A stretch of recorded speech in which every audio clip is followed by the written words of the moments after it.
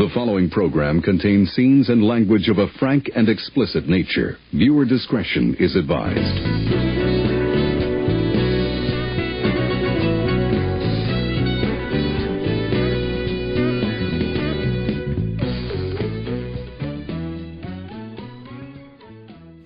Hello and welcome to Filmjitsu, the podcast that wields films like deadly weapons. We are your hosts. I am Mike.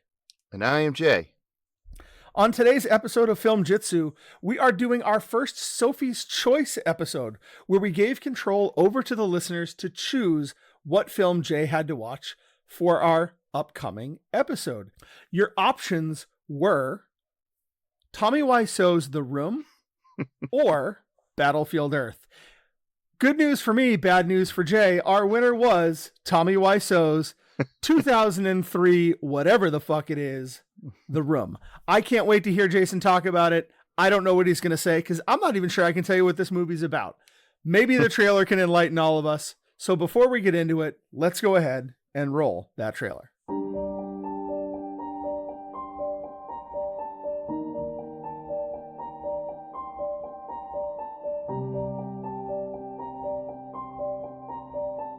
I love you, Lisa. I love you, Johnny.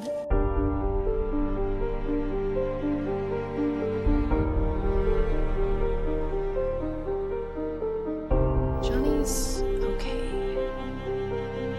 I found somebody else.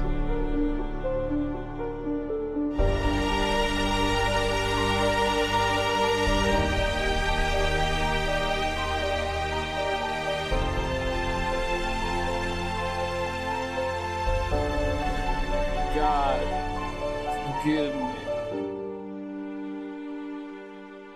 Jason, Tommy Wiseau's The Room has achieved massive cult classic status since coming out. The movie that might now be the official So Bad It's Good title.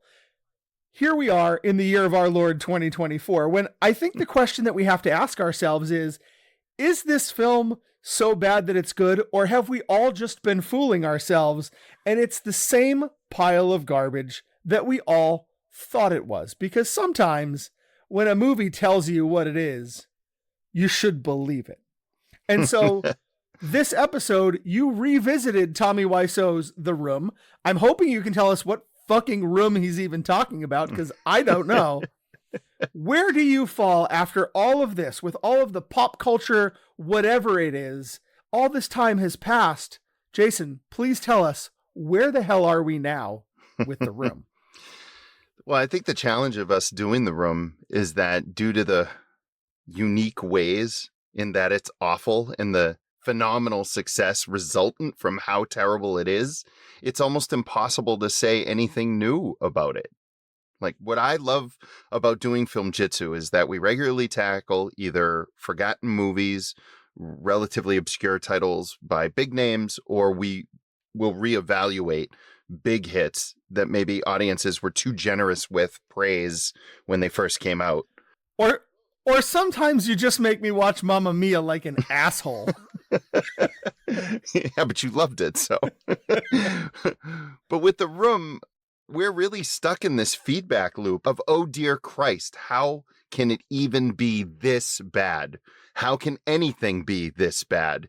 And look, while that's totally true, and it's an acceptable read on this entertainingly garbage flick, I do want to say something new. So ultimately, the only way to do that was for me to bring my personal point of view to this thing. And that would be as a filmmaker who worked with even lower budgets than this resource-starved movie. I've made some god-awful movies, Mike. And I've seen movies that are worse than The Room because they didn't have what Tommy Wiseau's movie has. It's two things: pacing and memorable lines. I'll talk about pacing first. I used to say when I made movies that what made mine stand out from the pack of other no-budget dreck crowding the market in the early aughts was that they were paced well.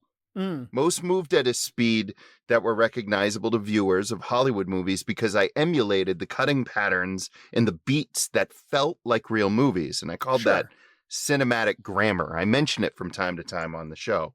Yeah. Wiseau's scenes are largely terrible, but they are paced with an eye and an ear toward moving the viewer from one scene to another scene in a way that feels like a movie should feel. Granted, what happens in each scene is a total shit show. Most everything is shot in longer wide shots, and there's not a lot of cross-cutting in the dialogue.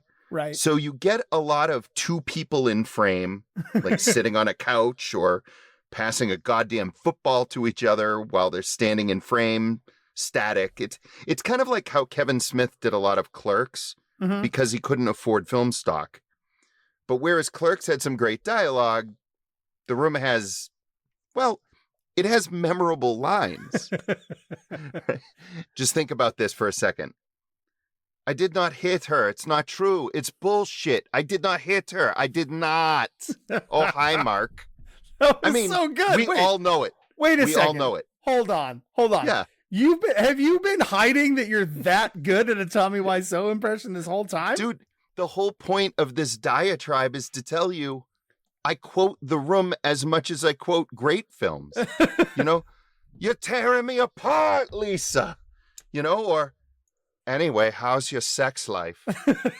Or leave your stupid comments in your pocket. Oh. You know, like these are all great lines that I will pick from time to time. And in fact, my first words to my oldest son upon holding him in my arms for the first time were, "Oh, hi." No way. Yes. Is that true? That might explain why he's turned out the way he's turned out. So he's a pretty great kid. That's what I mean. Maybe from just the get-go, you're like, all right, I'm just going to upload this sensibility to you in right day now. one. Wow. All right. Minute one. So I think that the fact that I'm somebody that communicates through movie quotes, the fact that you're somebody that communicates through movie quotes, we find a certain kind of appreciation in that. Mm. And it's a familiarity with people. Like my 7-year-old is a big movie quoter. He's a big YouTube quoter. We find these little snippets of things and they're bad. A lot of it is bad, but there's some sort of unique rhythm, some sort of pace, some sort of weirdness that anchors them to your mind. And it's interesting because I might just as likely say something like, "You're tearing me apart," as I would say, "This one goes to 11," or "This is a much too vulgar display of power." You know, that, which is another one that I do all the time. But that doesn't mean that I like The Room as much as Spinal Tap or The Exorcist. It means that there's something so entertaining about Wiseau and his movie that it sticks with you. And I think it's that the over-dramatized wackiness of the entire damn thing is oddly addictive. So I guess you could say it's a train wreck that you can't look away from. Yeah. But it's an hour and 30-minute train wreck that keeps delivering more and more carnage the longer you look at it. Yeah, and I think that's what I wanted to talk about with this film, because there is something undeniably charming about it that's hard to put your finger on, because let's be honest, there are just a million terrible movies. There's a million terrible movies with bad dialogue and bad production. Right. And there's just some sort of magic. There is. This one is the one that rose up out of that morass and became the cult sensation that it is, because it is all of the things that you're talking about, but there is something about it that is at the same time enjoyable, because it's almost like it's just competent enough. Right, exactly. And so there's some kind of goodwill that this movie engenders in audiences that have made it what it is, which is a film now that they show at Fathom events and they have festivals for, and Tommy Wiseau does appearances and he's become a personality all in and of himself. And you're right. It become sort of bigger than the film now, and it's become something more than that. Lots of people, including you, when we did our bottom 5 music numbers show, and I used "You Are My Rose" from this movie in that list, you said about this movie, and again, it's something that I've heard before, and I think I've even said in the past, is that this is what we get when aliens are told what movies are and then they attempt to make one. But an analogy that I've came up with and I like better is that this is what happens when you feed 200 hours of 90s erotic thriller scripts into a chat bot. And then ask it to spit out an original film. AI doesn't understand relationships, right? It can take this piece from over here and this piece from over here, and it can blend it together. And you're like, holy shit, that doesn't really go together, but it's fascinating. That's every fucking scene of The Room. Yeah. It's every interaction. Thank you for saying it, because I was thinking something similar recently. This seems so much like what we would get from an AI script. Exactly. But it precedes all of that. All of that. So what I think it might be is it's some sort of weird time travel scheme by AI sending this is like a message from the future. Like a Terminator situation. That's correct. Yes. I think Skynet might be behind The Room secretly. Wiseau's past is completely hidden. The making of The Room is sort of shrouded in mystery. I'm just saying, could be Skynet. So Skynet sent Tommy Wiseau back in time to make The Room so that we would all get comfortable with AI generated art, so that in this moment when that starts, we just accept our new overlords. That's correct. Wow. You know Tommy Wiseau is the appetizer for the robot apocalypse. World domination. Yes, by the AI bots. Yeah. You did say that you wanted to attempt at least to approach this movie from a different point of view than most have, and I think we've accomplished at least that much. The other thing about it is, I think it wasn't just 90s erotic thrillers that were fed into it, but I think they also may have taken ABC after school specials and popped them into, because what the fuck is Denny? Like, what I don't is know. he? What is Denny? He's 18 years old, but he's sort of under the custody of Johnny, played by Tommy Wiseau. He's like a ward. But he acts like he's like 11. There's this whole part with Denny where he's come into their house, and it's Lisa and Tommy who are lovers and living in this house together, and they're flirting and they're getting all, and then this kid walks into their house. Kid, I say in quotes, because he's like 18. He's a full-grown person. Yeah. And he walks in, but he's acting kiddish. And he's like, oh, let's hang out. And they're like, no, we're going to go upstairs. And they go up this little spiral staircase, completely in view of this kid who's downstairs watching them, because they're going to go fuck. They go up there. They start messing around. Pillow fights or foreplay. Okay. So they're fucking around with that. And the kid's going up the stairs, and you're thinking, oh, he's going to listen to them. Oh my God. This is such a, no.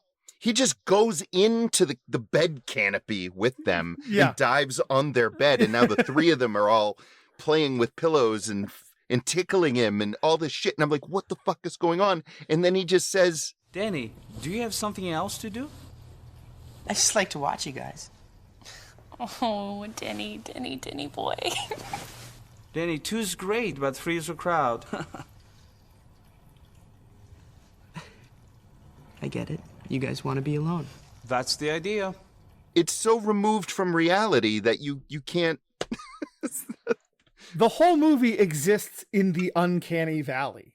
It's so exactly moment to moment and scene to scene. As much as you want to reject what's happening, there's something so intoxicating about the weirdness, because that pillow fight's a great example. So they go up to the bedroom, and he comes up, and they're playing around on the bed, and there's nothing erotic about it. And so you're watching this as if it's a totally normal thing that people do, although it isn't. And then Denny makes it weird by saying, I want to watch you, which now we think is weird, but the characters in the movie still don't think that's weird. So there's all of this weird shit going on that none of the people in the movie recognize as weird. And so you feel like you're taking crazy pills. It is a little bit that. It's a little dreamlike in that sense, too, because there's almost like a dream logic that threads through it. Because the situations don't make any sense. When Lisa comes home with her mother, Colette, who, by the way, has cancer, just randomly, just says, I have breast cancer, which is... That's one of my favorite line deliveries in any movie of all time. Everything goes wrong at once.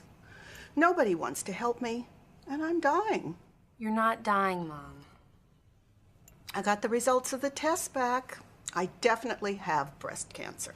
So, I mean, it's absolutely craziness. But Lisa walks in with Colette, and there are a random couple in Tommy's house, in Johnny's house, whatever, in his house, and they're making out, and we've seen them making out. We have no idea who they are. And then we find out that they're just friends that like to use the house to hook up. And this is all just taken as completely normal, like the whole thing. Right. And it's a weird subplot that for some stupid reason keeps coming back. And it's played for laughs. That's the scene where the guy's getting fed chocolate and the girl's going down on him. And he makes this ridiculously cartoony face.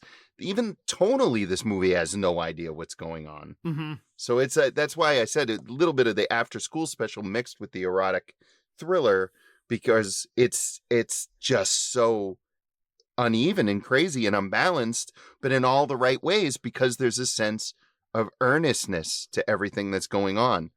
Wiseau says that he was in on the joke. Mm-hmm. He was not in on the joke. And that's what I want to talk about with this guy. Like, do you think he could tell you what this movie's about? Do you think, like, I do. As we're watching this movie, and it seems insane, any given scene, do you think that when he watches these scenes, they make sense to him? I think they made sense in the writing, and I think that he had an idea of what he was doing. And really all that ever was about was himself. It was a weirdly personal story by a guy who is very much in love with himself. Mm-hmm. And he has seen a lot of movies while growing up and decided to tell a tale about the greatest man in the world, who is himself idealized, who has his heart broken by an evil, vile woman, and he dies a martyr to the selfishness of others who were supposed to care about him. And I think good old Tommy had his heart squashed at least once and decided the devil woman would pay for the hurt she caused him. But rather than shoot himself, he shoots himself shooting himself. Okay. And All fucking a blonde lady and jogging around San Francisco and playing football and emoting and he's in love with himself. Every ounce of this movie drips with self-affection. Well, he's a wonderful person. And he's getting a promotion very soon. Now, he bought you a car, he bought you a ring, clothes, whatever you wanted. Now you want to dump him. That's not right. I want to know, Jason, as you've revisited this movie and it's fresh in your mind, and knowing now that it is insane and it is bonkers and it is so memorable and quotable and all of those things, do you feel like it deserves its pop culture status amidst everything else, I guess, that's out there? And if a Room festival, The Room, a screening and an appearance by Wiseau and costumes and throwing spoons and all that sort of stuff, if it's coming to town, are you buying a ticket? Yeah, I would. I there is a secret sauce in this thing that works for me, in that, and it kind of goes back to the type of person that I am, the guy that loves movie quotes, just like my 7-year-old, who now is saying, I did not hit her. I did not. Oh, hi, Mark. My 7-year-old is saying it. And he was the one that kind of gave me the notion that this odd connection that we have through media and the memorization, whether it's shared songs, it's shared lyrics, it's shared poetry, it's shared movie lines, whatever it is, if it puts the impression on you, if it's memorable, it doesn't have to be from something that's quote unquote good. It just has to be something that made an impression on you. And I think truly awful things, truly terrible things to watch, like The Disappointments Room, you don't really remember it other than just saying, Jesus Christ, that was dull. And I think maybe what it ultimately is at the end of the day is that Tommy Wiseau's passion for this project kind of lives in every frame. You get this. I think that's why there's such a cult of personality around this guy, because you can tell that underneath the mayhem, this is a really important thing to this guy. And there's something about the horsepower of that love and passion that he pours into this movie that almost overcomes the fact that it's terrible. Yeah. And makes it something where you almost root for the movie to make it like the little stupid engine that could, because I think it does seem apparent that Wiseau is just so genuine in what he's doing. He didn't try to make a bad movie. This isn't a Jesus Christ vampire hunter kind of thing. He thought he was making a masterpiece, and there's something sort of beautiful about the effort, even if it fails gloriously. I think he's a kind of sheltered guy, a private guy, in that the earnestness with which he imbues the room gives power to all the wackiness of it. After The Room, he tried like web series and such, where he was trying to intentionally do the things, and it all came out wrong, and none of it caught fire. This is, I think I mentioned Clerks earlier, and I feel like it's somehow the dumb version of Clerks. Right? Clerks was really smart. It was made on a shoestring budget. It's not well made. It's sloppy, but it's super charming. It has a heart, and it's a real film. It's got a real story with really fun dialogue and interesting characters. This movie's sort of the flip side of it, but it shares the same level of passion. And the passion really comes from the guy's obsession sort of with himself and righting whatever wrong some woman did to him, because that's really what this is all about. So 5, 4, 3, 2, 1. Mike, you invoked our first shared Sophie's Choice in that, as your co-host, this was the first time I got slapped with that bad boy. And I think it's important to note that my brother-in-law made it his personal mission to have me watch Battlefield Earth, and convinced students and faculty alike at the boarding school that he teaches at to vote in our poll. So then I needed to counteract that, because I was more interested in watching The Room and finding something interesting to say, because I felt like all I would do with Battlefield Earth is just say crappy things about Travolta and maybe get myself in trouble with Scientology. So I decided no. So I shared that link all over at work, and it went viral. So we had a lot of people enter this poll. Yeah, and behind the scenes here, this became a real thing in your family. Like, it was one sister versus the other sister. Yes. It got a little heated. Yeah, it did get heated. Yeah, a real Game of Thrones situation. There definitely was a lot of nudity, and it was all me, unfortunately. So better luck next time. But I think that the big thing that came away from all of this was you created the Sophie's Choice. And then you said, let's do bottom 5 choices. Right. And that is the most vague and open idea, I think, of all time. So, of course, I loved it. Yeah. I'd love to know how you went about this. My guess, if I may be so bold, you went with choices that you would never want to make within a film. So choices that characters faced within the diegesis, within the world of the film. Am I right? Was that your approach? For the most part, because I anticipated you talking about casting decisions, directorial decisions, score. I knew that was the way that you were going to go. So I did want to keep it within the world of the films themselves for the variety's sake, with one very notable exception that I will get to. The other thing that I did here is I challenged myself not to go with just 5 slasher movies. Scream said it best. It's always some big-breasted girl who can't act. It's always running up the stairs when she should be running out the front door.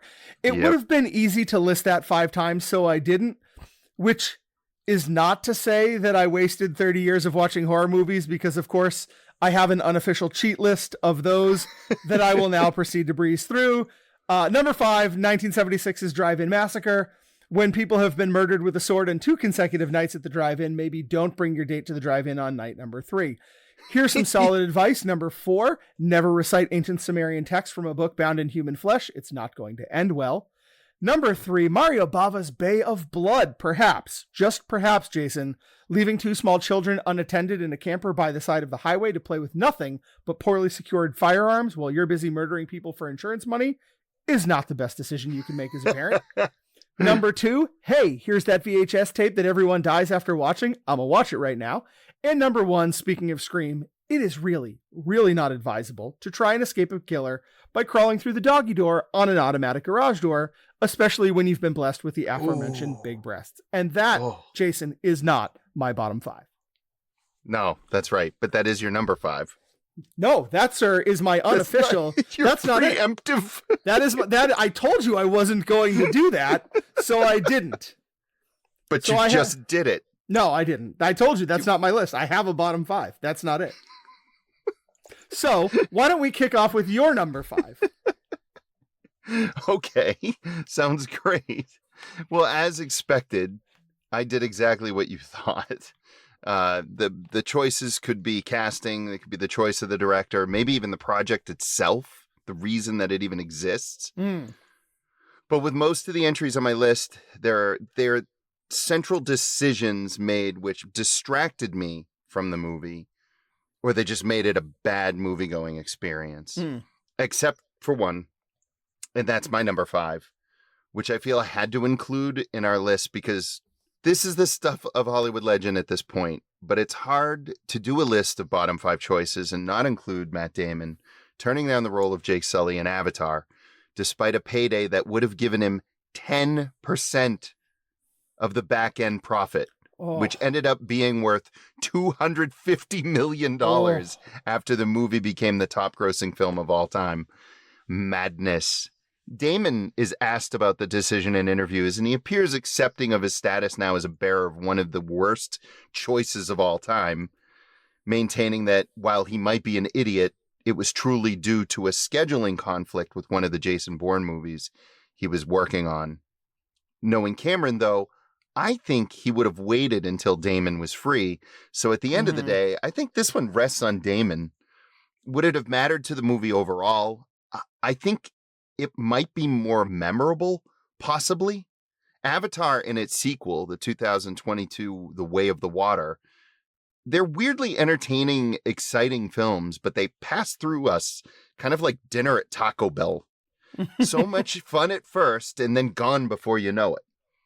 I think part of it might be the blandness of Sam Worthington, but that's conjecture, and unlike the rest of my list, it's not a certifiable fact that the decision made, quote, hurt the movie. This one just hurt Matt Damon's bank account. Yeah, and you know what? Poor Matt Damon, hardly making it out there. I mean, that Jason Bourne money must have just, I mean, he must have what, like just 3 mansions? It's ridiculous. That poor guy. They actually shot The Martian in his mansion on Mars. Yeah, so, that makes sense. Yeah, and I mean, and talk about slumming it like a Mars mansion, please. That's such a great pick, and I have a similar pick somewhere on my list, but it is not here at number 5. I wanted to stick within the world of film. I know that National Treasure is a movie that's fun as hell. like perhaps the ultimate Saturday afternoon. It's on TV and I'm just going to watch it to the end from right here. But the choice to attempt, never mind succeed at, stealing the Declaration of Independence is insane. How do you find yourself living in Guantanamo Bay with electrodes attached to your squishy parts? You try and steal the Declaration of Independence. Yeah. Look, I'm sorry. If you think there's definitely a treasure map on the back, but that's the point where you're like, well, the treasure hunt was fun. Tough shit. Too bad. It's definitely over because I'm not going to prison for the rest of my life for stealing the Declaration of Independence. And yet that is a choice that Nicolas Cage makes in that film. That glorious, zany, fun for the whole family movie. But holy hell. If there's ever a line to be drawn, it is at stealing the Declaration of Independence. You do know you just handed me your biggest bargaining chip. Declaration of Independence is not a bargaining chip. Not to me. Well, my number 4 goes in a completely different direction, and that is the choice of Alden Ehrenreich to play young Han Solo. Perhaps it was the chaotic behind-the-scenes drama of Phil Lord and Christopher Miller being fired by Kathleen Kennedy and the acclaimed comedy writing directing team behind the Lego Movie and Spider-Man Into the Spider-Verse being replaced by dependable veteran Ron Howard. Right. But whoever it was that went with Ehrenreich, deep-sixed and otherwise well-cast, exciting, and fun flick, for me, the only right choice was Baby Driver's Ansel Elgort, who reportedly was on the list of finalists for the film and was allegedly relieved he lost out on the role because he feared he had to lose his DJ name, a mashup of his own name with Han Solo on Solo. Yes. You know what? Here's the thing I'm never going to do. Yes, I know. I'm never going to look at a grown-ass man and call him Ansel Elgort. I'm not doing that. That's not... No. Well, you're going to call him Han Solo? No, I'm not. I'm going to call him Hey You because no. That is not something you should have to call anybody. I'm sorry. That's not a name. I know what names are. I've heard names. I've heard names in my culture. I've heard names in other cultures. I know what fucking names are. And Ansel Elgort is not a human name. I'm not having it. I am not having it with this guy. Well, if you saw Baby Driver, I did then see you've Baby seen Driver. Why I think it should have been him in Solo alongside Woody Harrelson, Emilia Clarke, Tendiwe Newton, and the amazing Donald Glover, who played a young Lando Calrissian with all the brash, confident charm that Billy D. Williams originally brought to the role. Something that Ehrenreich just didn't manage as the title character. Han deserved better. And better was Ansel Elgort. No, or Han Solo, whatever you want to call him. That guy. So you're You're telling me I'm supposed to go from a man named Harrison Ford to Ansel Elgort. Ansel Elgort? Yes. No. Yes. No. I am. You know what? New choice on my list. It's going to be number 4. It's naming a baby Ansel Elgort. Knock it off. Mr. and Mrs. Elgort. No. My number 4, I'm not sure how I found myself being the guy who picks on Snow White all the time, but here we are again. Yeah. When a literal witch shows up at your door and tells you she has a magic wishing apple, that's a hard pass every time. I mean, really, who eats that apple? If Marjorie Taylor Greene showed up at my porch and was like, hey, I brought a snack, I'm slamming the door in her face every time. A witch is a witch. They're always trouble. Check your Halloween candy, kids. That's my number 4. All right. Well, yeah. How do I keep picking on like Disney's animated classic? You watch horror movies at night and you watch Disney movies with your kids. This is all you got. But like, what is the rock in my shoe I have over Snow White? There's a lot wrong with Disney. There's a lot wrong with early Disney films. I mean, it's just, that's the way it is. So, yeah. Well, my number 3 is, it's kind of a twofer, honestly. It's Madonna's decision to play sort of British and John Schlesinger, who's a renowned director of Marathon Man, Midnight Cowboy, amongst many others. Yeah. This is his final feature film. And it's the next best thing from 2000. So it's a bit of a twofer. The star, of course, is Madonna. And in this movie, her awful accent all but ruins what might have been an otherwise fun flick. I'm not sure what happened to her in the early aughts. Maybe it was her new relationship with British director Guy Ritchie, or the fact that her co-star and the director of this film were British. But Madge didn't know how to sound like a normal person anymore. And in a film with a character who makes a series of awful, selfish decisions, giving her an on-again, off-again aristocratic English accent made her even more unlikable. I can't believe you let this happen. Me? You make it sound like you were seduced. I was the one that kept saying no. You weren't saying no, you were saying now. Ridiculous. Anyway, you started it. You kissed me. I kiss you every day. We kiss all the time. Every time we see each other, we kiss. It's friendly. It's European. I don't think I've been to that country in Europe where the natives say hello by sticking their tongue down your throat. Oh, so you haven't been to Italy recently, have you? In 2017, Rupert Everett did an interview where he blamed the film for the nosedive his career took, saying it had the same effect on Madonna's acting career. She would act as a lead only in one more film in 2002, Swept Away, directed by then husband Guy Ritchie.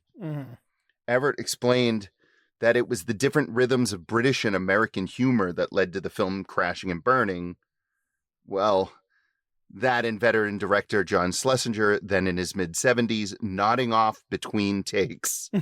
Schlesinger suffered a stroke on New Year's Day, 2001, not long after the release of The Next Best Thing.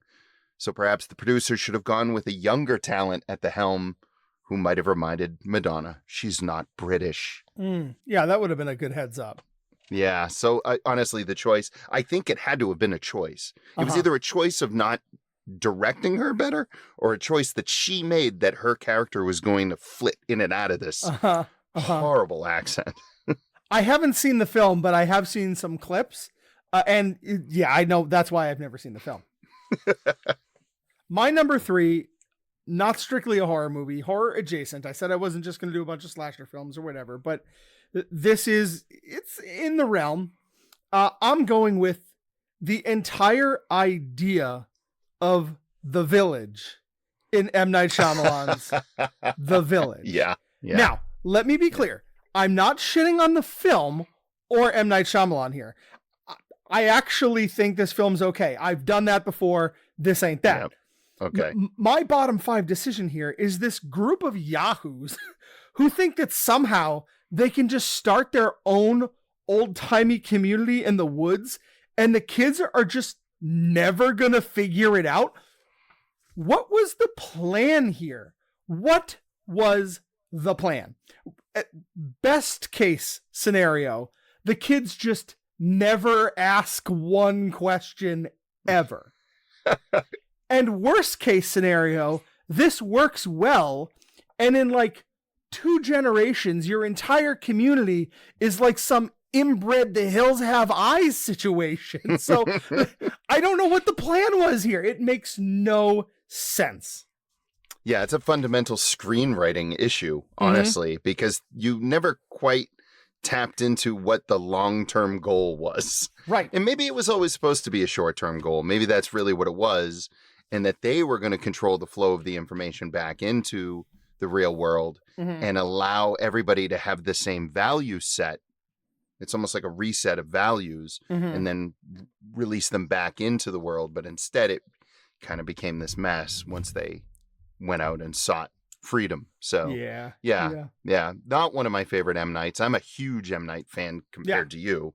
Yeah. And that one, I think I guessed the twist as we were wont to do at that point.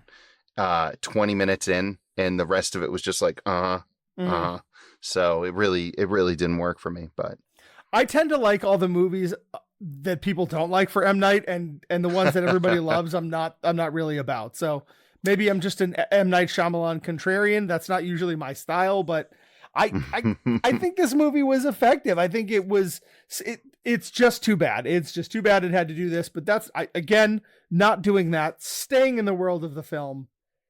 What were you thinking? Well, my number 2, there cannot be too many movies in Hollywood with as rich and chaotic a backstory as that of the 2001 reboot of Planet of the Apes. Ultimately starring Mark Wahlberg and directed by Tim Burton, the film would prove a moderate success against a $100 million budget, earning $362 million worldwide.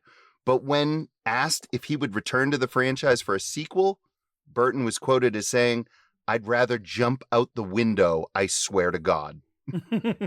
And if you've seen the movie, you got to wonder if it was the behind-the-scenes tensions that led to the film feeling like the least Burton-esque of the director's career, as it had already gone through no less than 11 possible directors, some of whom were the biggest names in Hollywood, including Oliver Stone, Sam Raimi, Peter Jackson, Chris Columbus, Roland Emmerich, Michael Bay, and James fucking Cameron.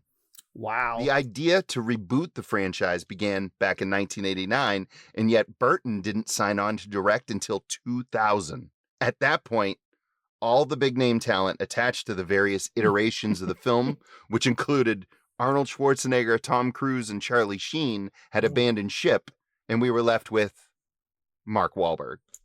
Can you imagine an Oliver Stone directed Charlie Sheen starring version of the Planet of the Apes? I mean, it would be neat, right? If nothing else, it would be neat. This is the closest we've come. Talk about AI generated art.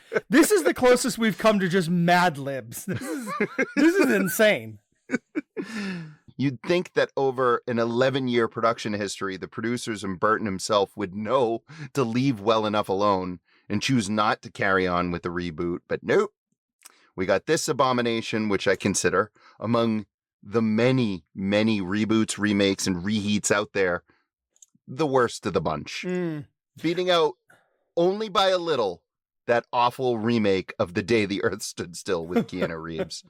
Yeah. You know what you did here, Jason? You didn't even know that you were doing it. You just immunized yourself. Yeah, I did. Because Tim Burton's The Planet of the Apes has been on my short list for a while, and now we can't do an episode about it. So well done there, because it's absolutely worth its own episode. Why did you help me? Huh? Why would you take that chance? Because you're not usual. You show me a way out of here. I promise you, I'll show you something that will change your world forever. My number 2 is a film full of bad choices. My pick here is essentially every single choice from the opening credits to the closing credits that is made by Jerry Lundegaard, played by William H. Macy in the Coen brothers film Fargo. Yeah, big time. Jerry Lundegaard. Perhaps more than any other character I can possibly think of. He embezzles money instead of just, even if he didn't suck at the entire concept of crime. Let's say he wanted to commit a crime. Maybe just have your rich father-in-law killed and get the inheritance.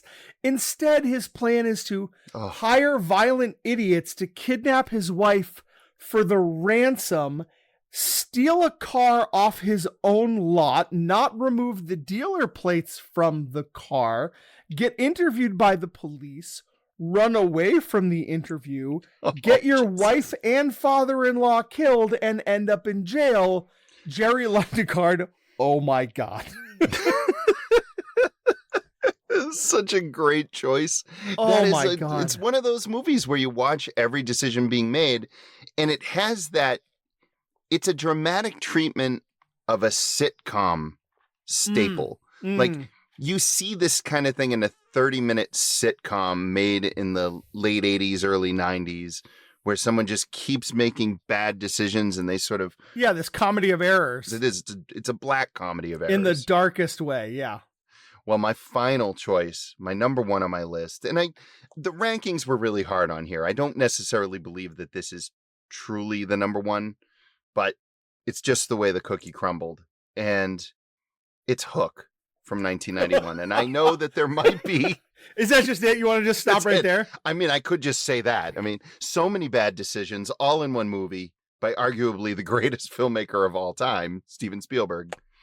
You know, apparently Hook was originally conceived by him during the early 80s heyday as a sequel to both the 1924 silent film version of Peter Pan and the Walt Disney animated 1953 film, which I'm sure you have some quibble about, or will at some point. It's pretty racist. There you go. But the project was abandoned for a while, and it fell into the hands of writer Jim V. Hart and writer-director, I shit you not, Nick Castle. Yeah, that Nick Castle, the guy who played Michael Myers in the original Halloween. The guy who sent me a personalized cameo during the pandemic. That's right. I forgot. That's right. That's right. Anyhow, Spielberg returned to the project in 1989. And while there's a generation of millennials who see it in a favorable light, they were likely too young to understand what a dunderheaded misfire this thing is tonally and story-wise. Sure, Robin Williams and Dustin Hoffman were fine choices as Peter Pan and Captain Hook, respectively. And I do tip my hat to Bob Hoskins for his pro work as Smee. Yeah. But oh my, are they all overacting in crazy next level ways. For me, I think this genre, childlike fantasy that's sort of unmoored from reality, it's a tough place for Spielberg to work. Yeah, right. And his film Always, which directly preceded Hook, was similarly awkward in tone because it had these fantastic elements that didn't balance well with the tender romance he was trying to sell. And even in Amazing Stories, where he had this episode with Kevin Costner called The Mission, it showed he had this tentative grasp on fantasy. Yeah. So perhaps helming a sequel to Peter Pan with all sorts of pomp and big acting was a terrible choice. Well, you're not wrong. And it is also true that there is a generation of kids that grew up with this movie that really think fondly of it. Yes. I am probably just on the outside looking in of that particular group. I think I can see both sides of that. I remember having fond first impressions of it when I watched it, but I can sit here today and tell you you're right about all of those things. Yeah. I might defend Dustin Hoffman as Captain Hook because that big performance, you had to do it. I think it was kind of great actually, but I can't argue with you here on this one. My number one is actually something that fits most, I think, on your list and is very similar to your Matt Damon situation because mine is number one, 20th Century Fox trading George Lucas's $500,000 salary for Star Wars for the merchandising and sequel rights. Yeah, this little film in 1976, they thought, you know what? Sure, buddy. We were going to pay a $500,000, but why not? This thing, we don't even know what the hell it's going to be. It's an easy contract to sign off. Well, that has amounted to about $20 billion since then. And Lucas sold the rights to Disney for another $4 billion in 2012. Yep. 20th Century Fox could have kept all that cash for the low price of just $500,000, and they beefed it.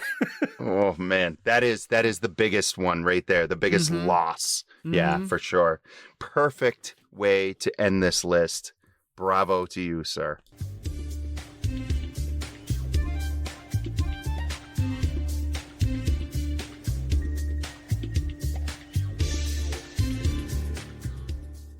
Jay, we are at that fun time in the show where we get to stop talking about terrible movies if we want to and do a little pick two, kick two. That segment where we present ourselves with 4 options and you and I have to decide which 2 of these options we're going to keep forever and which 2 we are going to throw into the Phantom Zone.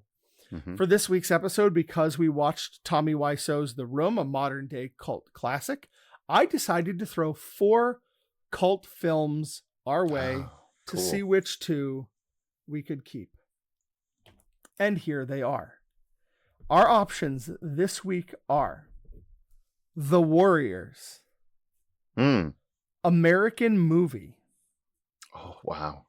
Heathers, and They Live. Oh, you do this every time where your kick two pick twos give me one really easy one to kick. Okay. And then 3 that I just really, really struggle with. Okay, so what's the easy out here? The first one, The Warriors, I never really enjoyed. David Patrick Kelly is a fantastic actor who does that Warriors come out and play. And I love him because he was great on Twin Peaks, really eccentric. He was even in The Return. It's just wonderful. But then also was one of the best parts of this 80s sci-fi action flick Dreamscape with Dennis Quaid. So all that to say, I'm kicking. Kicking Warriors. So I really love The Warriors. I think it has a lot of that B-movie kind of goofy, serious sensibility. There's just something about it that just screams Merrigan. Maybe it's all the goofy costumes. There's kind of an aspect of like pro wrestling in there where there is. I mean, a gang full of guys in mime outfits. Yes, please. How do we get more of that? So that's still on the table for me. Okay. I think my out here might be Heathers, a movie that you actually introduced me to. Oh my God. I saw Heathers for the first time with you. I enjoyed it, but I don't know if it's going to stack up with the other 3 here, being American Movie, They Live, and The Warriors. Can I ask, if we kick Heathers, am I able to still hold on to the memories of when I used to do lines from Heathers in high school and all the upperclassmen girls kept saying, do your Christian Slater, do your Christian Slater. And I go, I'm an old Russ build-up man myself. It was just so good. I don't, no, nope. It's gone. It's in the Phantom Zone. Gone? It's gone. All right. So in that case, I think I have to hold on to Heathers regardless. Okay. Now, all right. I don't know. Dan Waters, great writing. Michael Lehman, fantastic direction. Winona Ryder's fantastic. Christian Slater was unbelievable. He might have only been better in Pump Up the Volume.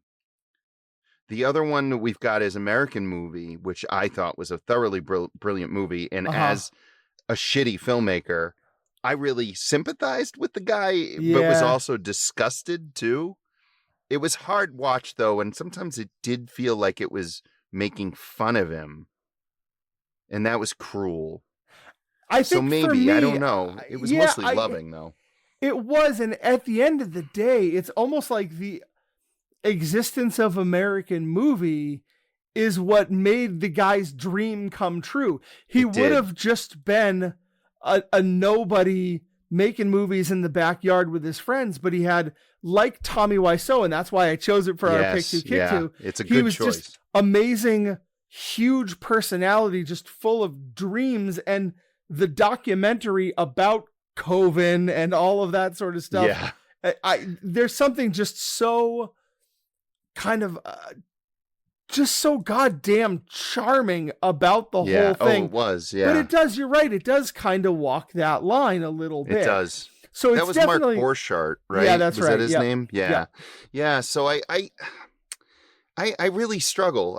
I love that movie so much, and I did feel like it was more on the side of lovingly sort of poking fun, but it was still a little bit poking fun. What was the last one again? They Live. They Live to me. So They Live's interesting.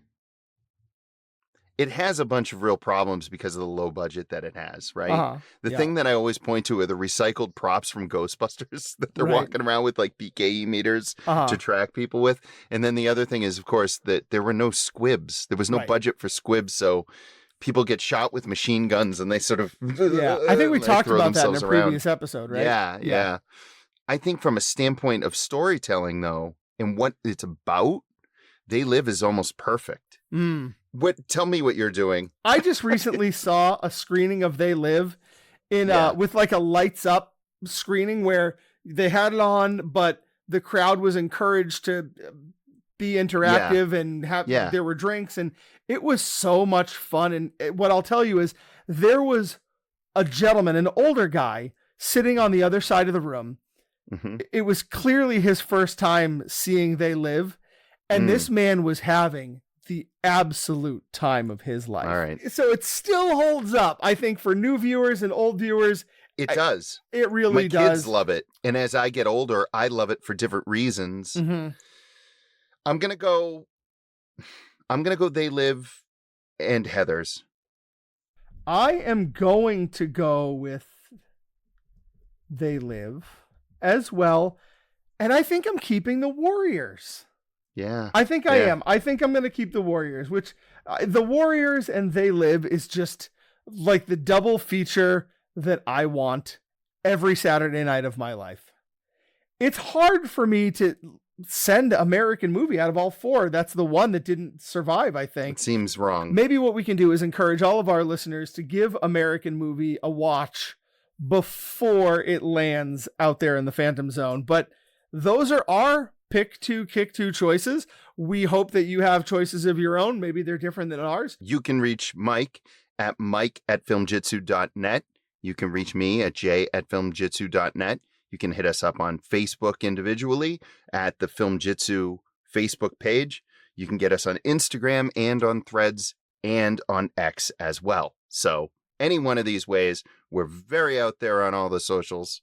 Are we calling it X? Is that a thing we have to do? Don't know. I don't know. It's like you're the one that does it. No, I don't know. That's the Ansel Elgort of social media. I'm not calling it that.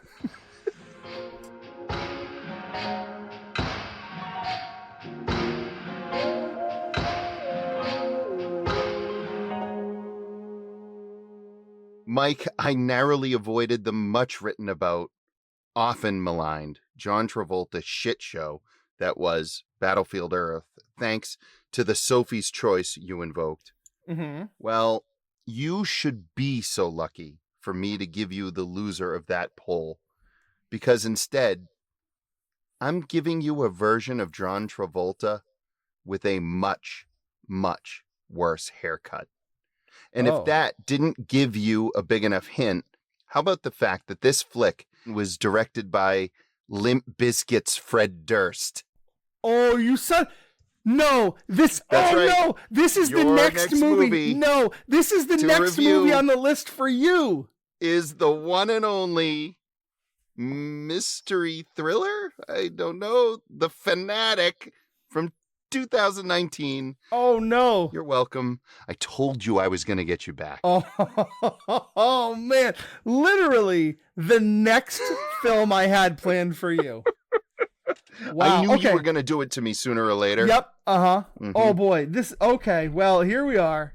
Oh, holy hell. So what is our bottom five going to be? Well, I'm thinking we do our bottom 5 obsessions. Okay. So that would be something in a movie that characters are obsessed with, but which really isn't anything special, either because it's poorly rendered via like bad special effects or prop or whatever, or it's just dumb. Like based on what I know, Devon Sawa in The Fanatic would probably easily make both our lists were it not in the main review. Mm-hmm. Okay. So bottom 5 obsessions. Bottom 5 obsessions. I like it. I'm pretty pissed about this movie situation. I don't know what movie I'm going to make you watch next because this was my plan, which tells me a lot about how bad it is. If both you and I, given the entire landscape of shit films, have narrowed down to the same title, that's a bad sign. Well, I don't know if anybody wants to listen to the next episode because I'm going to be talking about John Travolta in The Fanatic. But if you do, I hope you will come back and join us where we will talk about that film and I guess our bottom 5 obsessions. But until that time, we have been your hosts. I am Mike. And I am Jay. We'll see you next time.